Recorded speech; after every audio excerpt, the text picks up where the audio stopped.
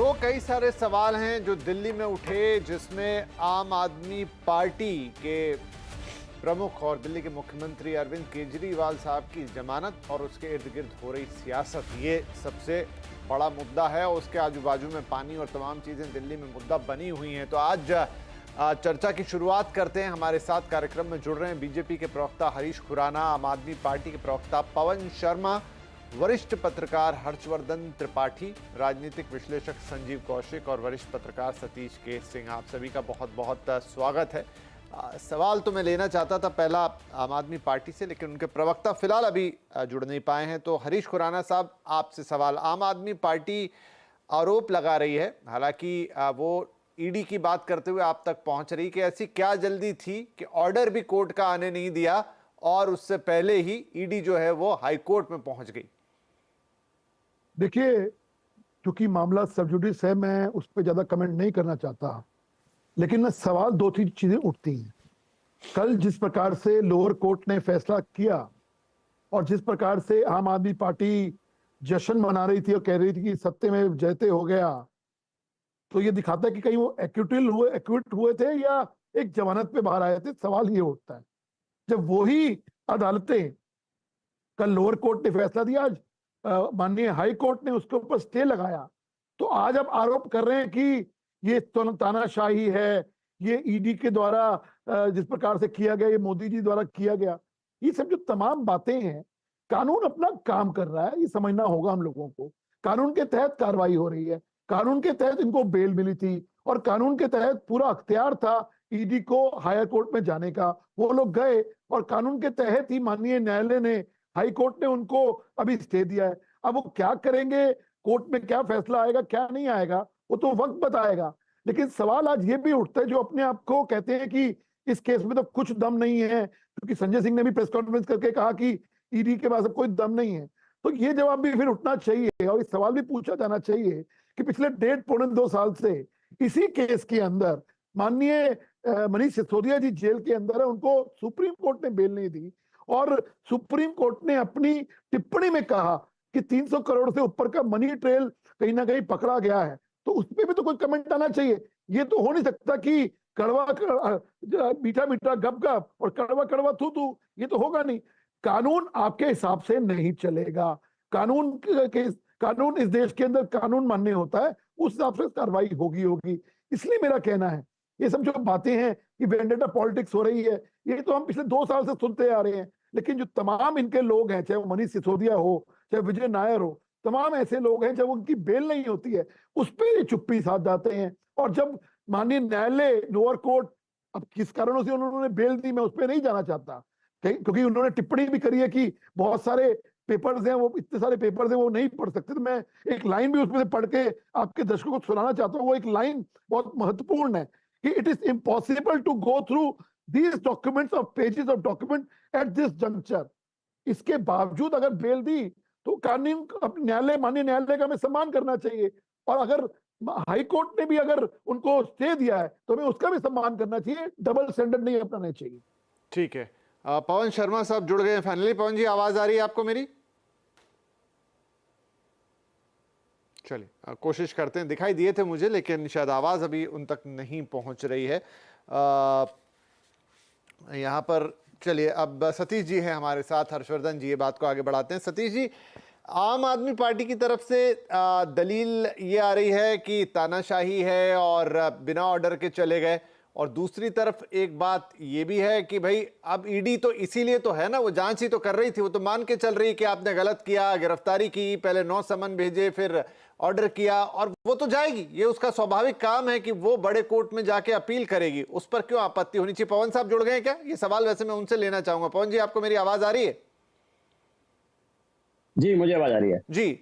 तो मैं ये कह रहा था सर कि आपकी पार्टी कह रही है कि बिना ऑर्डर का इंतजार किए ईडी तुरंत पहुंच गई हाई कोर्ट में, तो वो प्लस बीजेपी को भी आपने इसमें आरोप लगाया कि ऐसी क्या जल्दी है।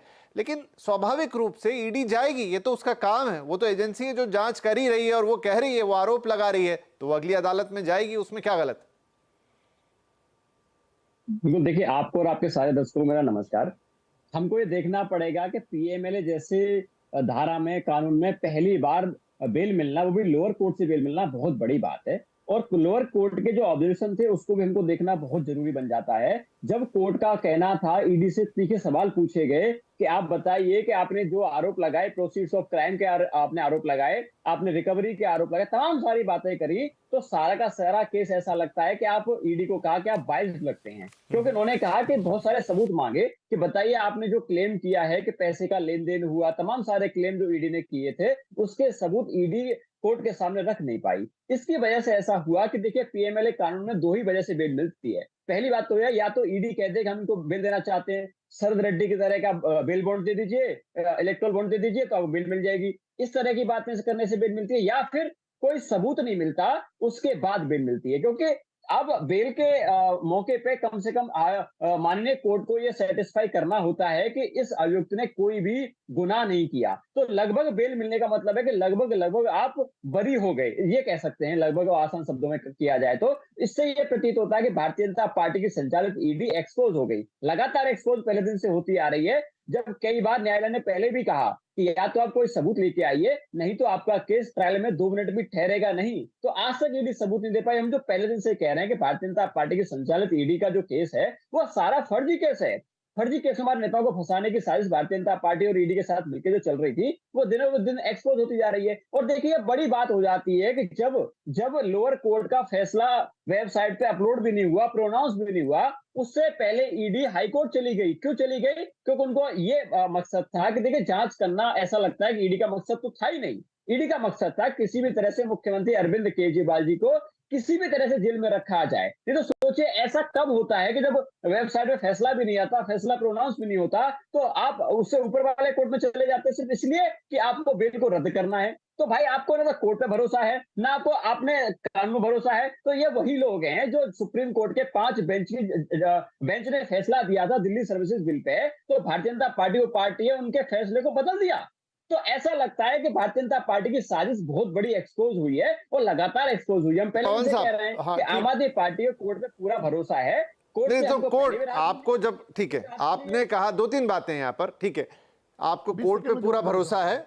आप लोअर कोर्ट कहूंगा या राउज एवेन्यू या ईडी कोर्ट ने कहा कि बायस लग रहे, वो सारी बातें सही है, लेकिन अब जो मामला गया वो भी तो हाई कोर्ट में गया, वो भी कोर्ट है, ये भी कोर्ट थी, वो भी कोर्ट है, ये उससे बड़ी कोर्ट है। आप कह रहे हैं हमें कोर्ट में भरोसा है, तो अब वो ईडी का काम है, वो लेके जाएगी, मुझे लगता नहीं उस पर किसी को कोई आपत्ति होनी चाहिए। ये एक बात कह रहा हूं, ये प्रक्रिया है कि डेफिनेटली उसका तो काम ही है, वो तो जांच कर रही है, वो जांच सही है, गलत है, बायस्ड है, ये अपने आप में एक अलग बात है।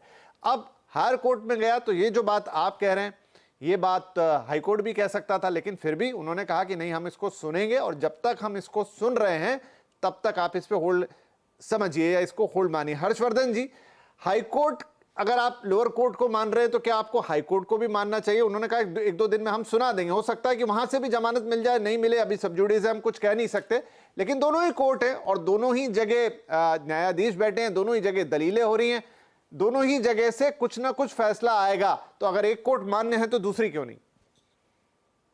देखिए विभिन्न, मुझे लगता है कि सबसे महत्वपूर्ण और सबसे बड़ा प्रश्न यही है, राजनेताओं ने जिस तरह से कोर्ट को अपने पक्ष या विपक्ष में निर्णय आने पर कोर्ट को कटघरे में खड़ा करना शुरू किया है, ये बहुत अच्छी स्थिति नहीं। न्यायालय भी कई बार ऐसे निर्णय देते हैं कि वो लगता है कि जैसे कोई एक उस निर्णय के जरिए कोई संदेश भी देना चाह रहे हैं। अब सर्वोच्च न्यायालय ने जब निर्णय सुनाया था तो आपको ध्यान में होगा कि बड़ी कंडीशंस लगाई गई।